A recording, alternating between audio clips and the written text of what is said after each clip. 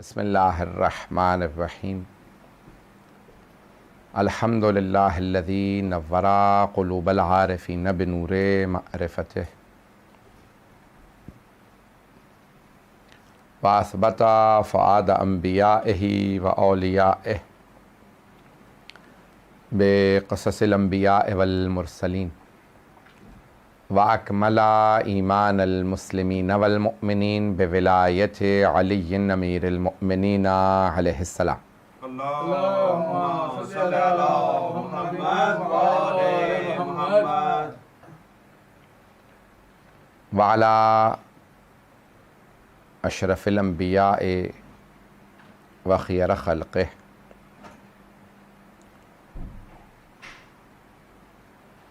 محمد المصطفیٰ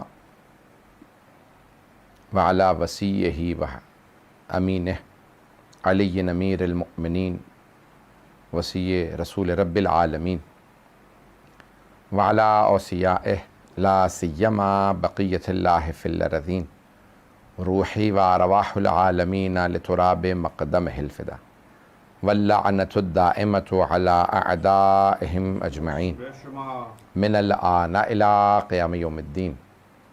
اما بعد فقد قال اللہ الحکیم فی کتابہ الکریم بسم اللہ الرحمن الرحیم ادعونی استجب لکم صدق اللہ العلی العظیم۔ صلوات۔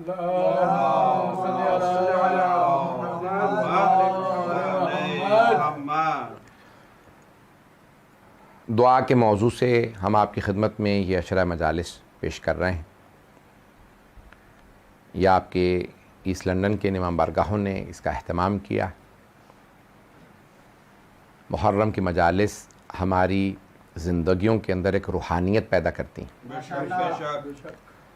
اور پورے سال ہم دنیا داری میں جتنے بھی دین سے دور ہو جائیں، محرم ہمیں دوبارہ دیندار بنا دیتا ہے۔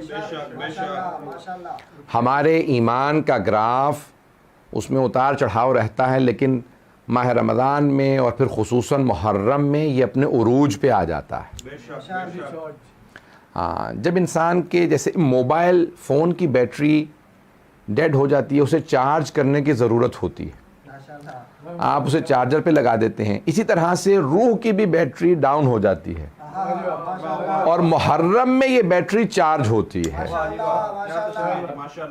ماہ رمضان میں، محرم میں عبادات سے میں خود ہمیشہ ایک جملہ کہتا ہوں کہ جب بھی میں دنیا کے ان بکھیڑوں کے اندر اپنی روحانیت میں کمی محسوس کروں، بعض اوقات لڑائیاں دیکھتا ہوں، مختلف چیزیں دیکھتا ہوں، تو انسان کا جی کرتا ہے میں اپنا کام کروں، میں تبلیغ نہ کروں، تو میں سمجھ جاتا ہوں کہ میری زیارت کا وقت آ گیا، تو میں کسی نہ کسی معصوم کی زیارت کے لیے چلا جاتا ہوں، اور ذریعہ مقدس پہ جب کھڑا ہوتا ہوں تو مجھے یقین ہو جاتا ہے میری بیٹری چارج ہو رہی ہے۔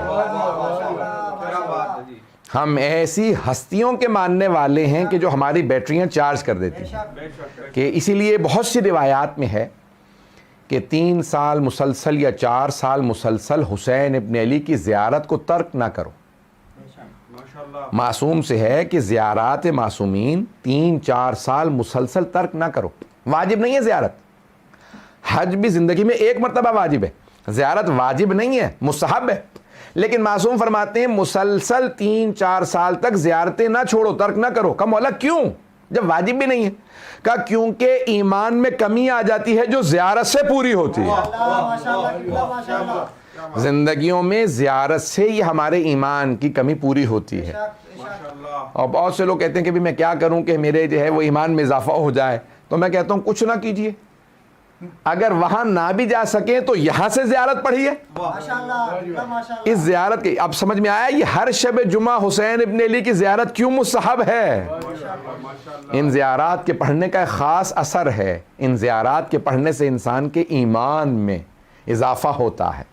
اور دعا جو موضوع ہے انشاءاللہ اس عنوان سے پیش کر رہا ہوں کہ آج اگر آپ غور فرمائیں تو یہ دعا کے مختلف مراحل ہیں، اور دعاؤں کے مختلف مجموعے ہمارے درمیان میں موجود ہیں۔ اور مرحوم آیت اللہ شیخ محمد تقی بہجت کہا کرتے تھے، کسی نے پوچھا کہ آقا دو ان کے زندگی سے میں آپ کو پہلو پیش کرنا چاہتا ہوں, دونوں قابل غور ہیں. بسم اللہ بسم اللہ. ایک عراقی ایک مرتبہ مشہد زیارت کے لیے آئے ہوئے تھے, عالم دین تھے, طالب علم تھے. تو کہنے لگے وہ آغا بہجت کی عادت تھی, وہ گرمیوں کی چھٹیوں میں مشہد چلے جاتے تھے, اور وہیں پہ ان کی عادت تھی, وہ پوری زندگی کہتے تھے جب سے نجف گیا ہوں تو ہر روز صبح زیارت عاشورہ حرم میں ہی پڑھی ہے, زیارت عاشورہ حرم میں. جب نجف میں پڑھتا تھا تو حرم امیر المومنین میں, کربلا چلا جاتا تھا تو حرم امام حسین میں, کسی اور معصوم کے جاتا ہوں تو وہاں, اور جب میں ہوتا ہوں تو حرم معصومہ میں, مشہد چلا جاؤں تو حرم امام رضا علیہ السلام. تو انہوں نے ایک عادت بنا رکھی تھی. تو ایک طالب علم کہنے لگے آقا میں عرفان کی منازل طے کرنا چاہتا ہوں, مجھے کوئی عرفان کی کتاب بتا دیجیے. انہوں نے سوچا پتہ نہیں کوئی عرفان کی کتاب بتائیں گے, بھئی یہ کتاب پڑھنے لگو, یہ کرو تو آسان ہو جائے گا. میں عرفان کے منازل طے, علم عرفان جو جانتے ہیں, کہا آقا کون سی عرفان کی کتاب پڑھوں؟ تو کہنے لگے توضیح المسائل لے لو. کہنے لگے آقا توضیح المسائل کی بات نہیں کر رہا ہوں, عرفان, علم عرفان میں جانا چاہتا ہوں, یہ تو فقہ کی کتاب ہے, مجھے عرفان کی کتاب چاہیے. کہا نہیں, توضیح المسائل ہی عرفان کی کتاب ہے. تو وہ سمجھا کہ شاید یہ دھوکے میں کہہ گئے ہیں یا انہوں نے میری بات کو سمجھا نہیں ہے, میں عرب ہوں, یہ ایرانی ہیں, تو یہ کہیں فارسی میں مجھے کہنا چاہیے تھا. کہا آقا نہیں, عرفان کی کتاب چاہیے, فقہ کی نہیں. کہا اس سے بڑی عرفان کی کتاب اور کون سی نہیں ہوگی بھئی, اس سے بڑی کون سی کتاب ہوگی؟ کہا کیوں؟ کہا اس میں سارے حرام بھی لکھے ہیں, واجب بھی. عرفان نام ہی حرام سے بچنے اور واجب کے ادا کرنے کا ہے. عرفان کچھ اور نہیں ہے, تمہاری جانماز ہی کا نام عرفان ہے. پتہ نہیں بات پہنچی یا نہیں پہنچی. تمہاری جانماز کا نام عرفان ہے. یہ نہ تصور کرو کہ میں پتہ نہیں کوئی بہت بڑی عبادت کروں گا, بہت بڑا عارف بن جاؤں گا. اسی جانماز کا نام عرفان ہے. عبادتیں کرتے رہو, عارف بن جاؤ گے. ہم لوگ بعض کا سوچتے ہیں میں کوئی بہت بڑا کام کروں. میں نے یہ آبزرو کیا ہے, وہ افراد جو تمام ساری زندگی سوچتے ہیں میں کوئی بہت بڑا کام کروں گا, اسے کبھی توفیق ہی نہیں ہوتی. جو چھوٹے چھوٹے کام کرتے ہیں وہی بڑے بڑے لوگ بن جاتے ہیں. پتہ نہیں لوگ ہیں یا نہیں ہیں. جو سوچتے ہیں نا میں کوئی بڑا ہی کام کروں گا, مولانا مجھے تو کوئی بڑی ہی توفیق ہوگی, میں کوئی بڑا ہی کام کروں گا, چھوٹے موٹے کام نہیں کرتا میں یہ. ارے بھائی یہ چھوٹے چھوٹے کام کرنے سے لوگ بڑے بڑے آدمی بنتے ہیں. یہ جو آپ سمجھ رہے ہیں چھوٹا چھوٹا سا کام ہے, امام کا بنا لیا, جوتے سیدھے کر کے رکھ رہا ہوں, میں نے صفائی کر دی, ستھرائی کر دی, یہ کیا کام؟ ارے یہی تو بڑے کام ہیں. انہی سے لوگ بڑے بڑے افراد بنتے ہیں. یہ بڑے کام کوئی آسمان سے نازل نہیں ہوتے, یہ انہی کو توفیق ہوتی ہے جو چھوٹے چھوٹے کام سیکھتے ہیں. یہاں تک ایک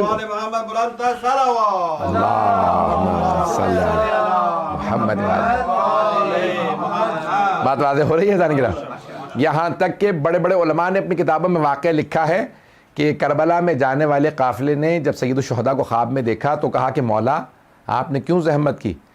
تو کہا کہ جو بھی میری زیارت کے لیے آتا ہے میں ضرور جاتا ہوں اس کی زیارت کے لیے.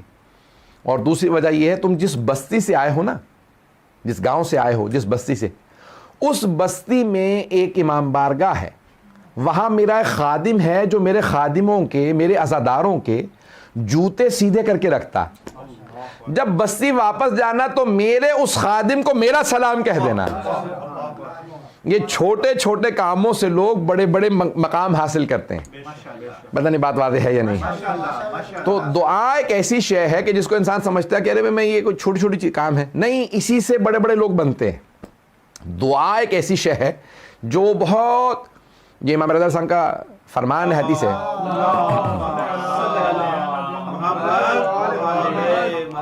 بھائی توجہ تو ہے نا لوگوں کی. امام رضا صاحب فرماتے ہیں علیکم بصلاح الانبیاء, تم سب پہ لازم و ضروری ہے کہ انبیاء کا اسلحہ پاس رکھا کرو. تو اب ان کے ماننے والے کیا کہ مولا انبیاء کا اسلحہ کیا ہے؟ ان کا پتہ نہیں, تلوار ہے, نیزہ رکھیں, چھری رکھا کریں پاس میں, کوئی مثال کے طور پہ نیزہ رکھیں ہمیشہ, کو تیر کمان رکھیں. انبیاء کا اسلحہ کیا؟ کہا مولا وما صلاح الانبیاء, قیلا وما صلاح الانبیاء, انبیاء کا اسلحہ کون سی چیز ہے؟ امام نے کہا الدعا. انبیاء کے اسلحے کا نام ہے دعا.